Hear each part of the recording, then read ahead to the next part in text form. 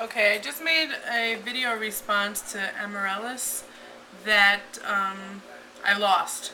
I made it on my daughter's Mac and didn't realize that while I was uploading a separate video that I wound up booting out the video response to Amaryllis's video.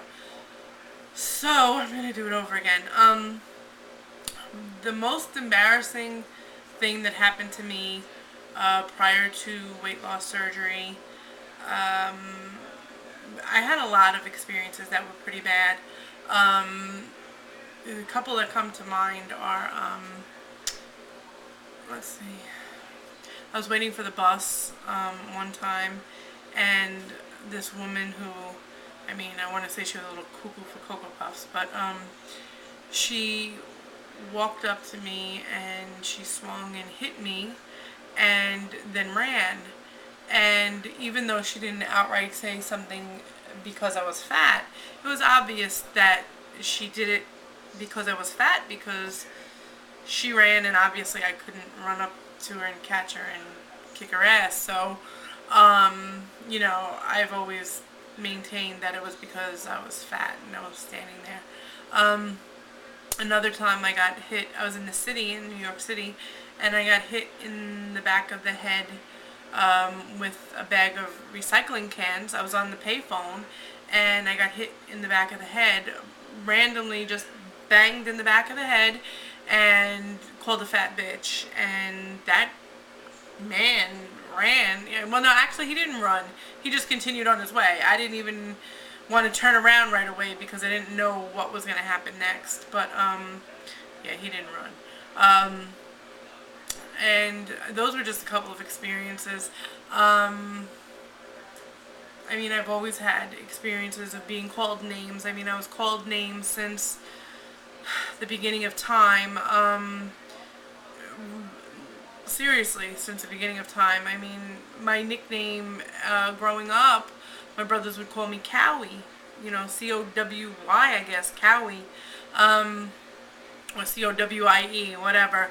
Cowie. And then I graduated to Fat Girl.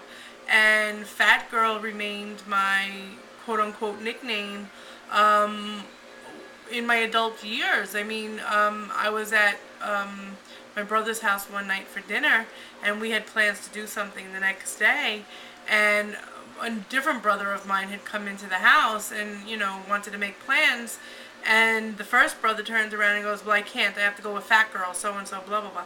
And I looked at him and I said, did I do something to you? Like, why do you feel compelled to have to call me, names just because, for whatever reason? But, pretty much that's how it was growing up. My mother, and I wasn't always fat either. My name was Cowie even when I wasn't that big.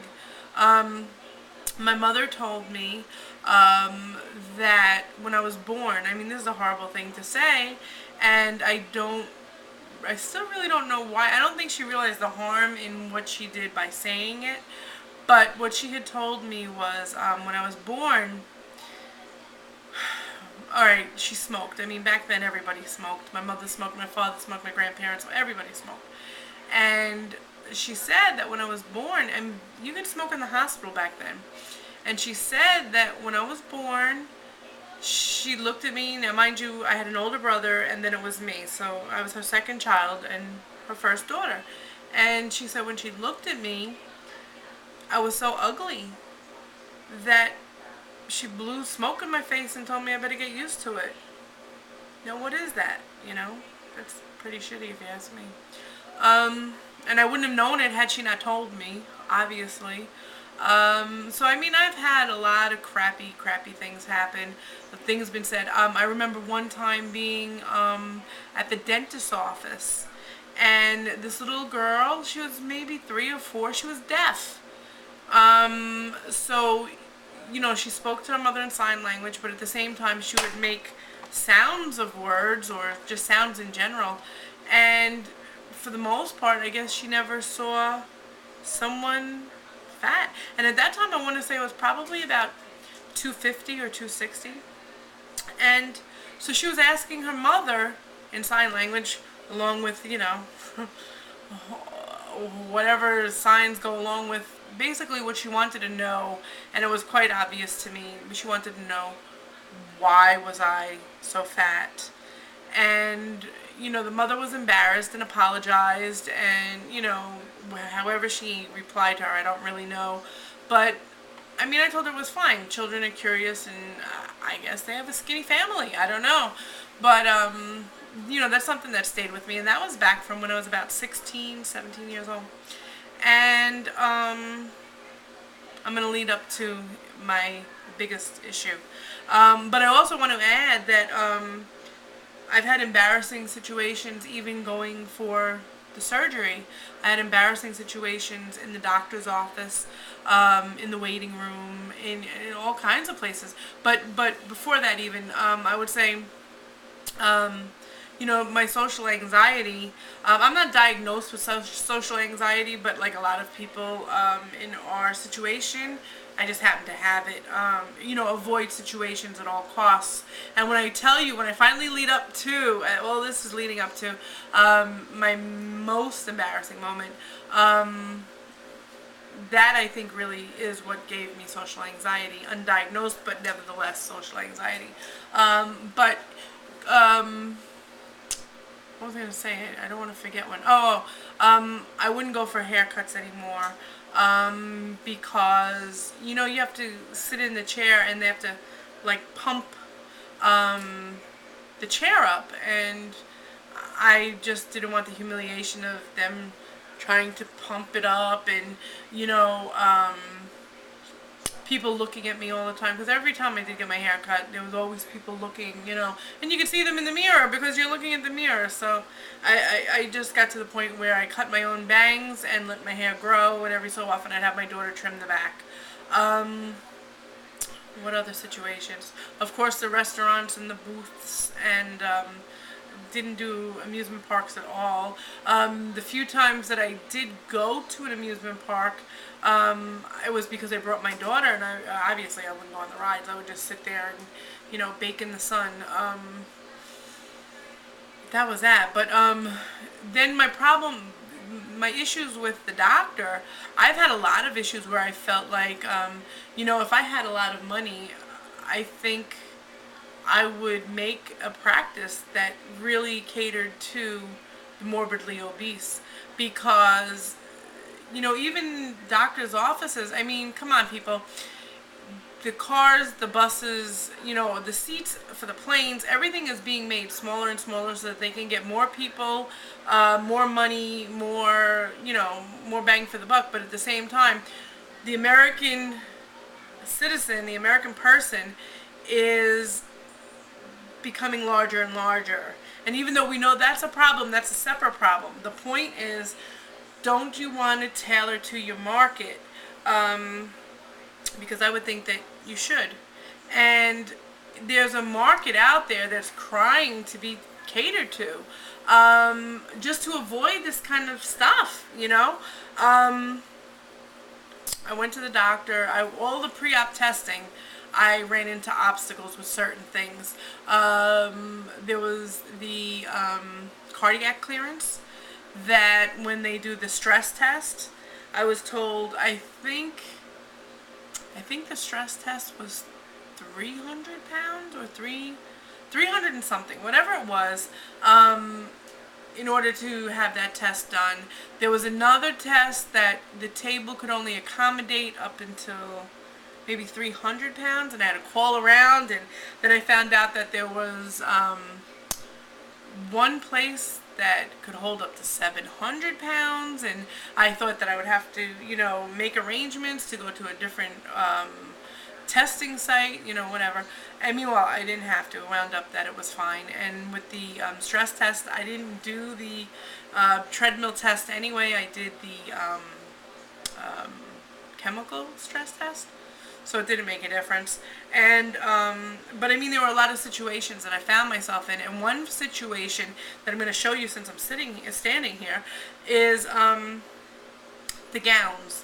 You have the paper gown, and when you have arms, I don't know if you can see, but when you have arms like this, not to mention the rest of the body, but the paper gowns don't work. You put them on and you know before you even get started this is a waste of time.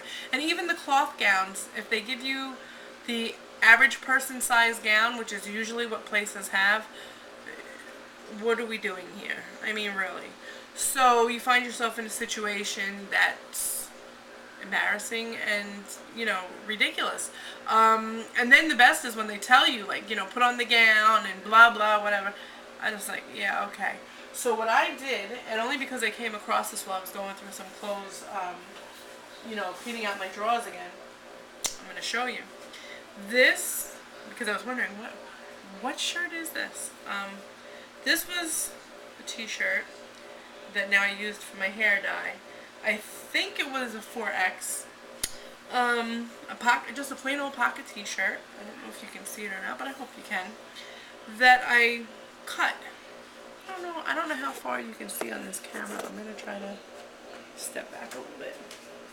But what I did was I cut the t-shirt all the way down the middle.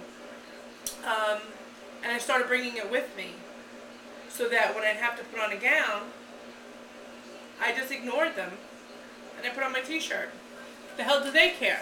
Really?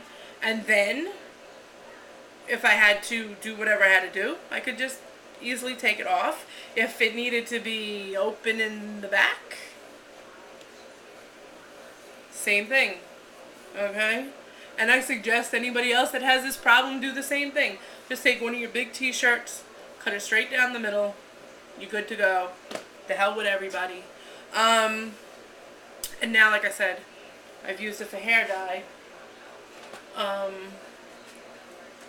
Just because it's easy to take that off too. So anyway, now I'm going to get to my most embarrassing moment since I've talked long enough. My most embarrassing moment was the same brother that I was saying I go to his house. He and his wife have a party for everything. They're always having some kind of occasion. There was always an invitation in the mail.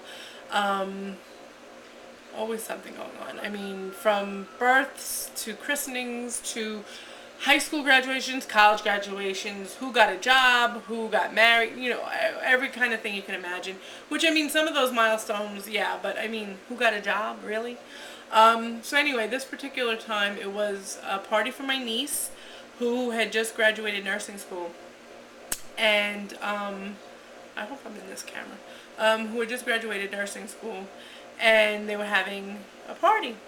You know, a regular go to a restaurant, sit down, about 100 people. And it was a little bit cramped in there, you know.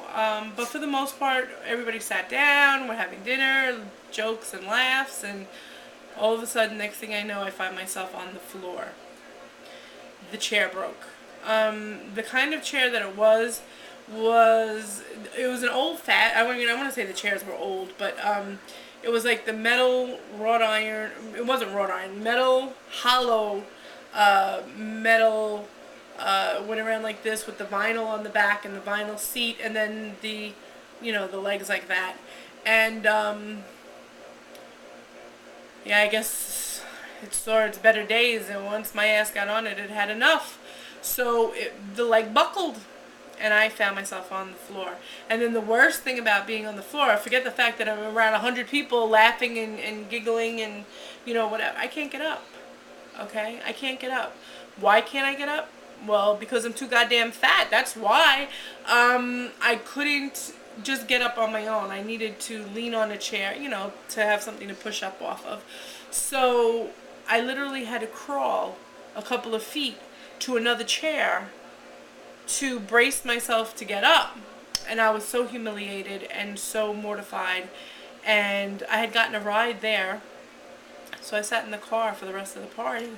And of course, who came out to tell me, oh, don't worry, and but it was so humiliating.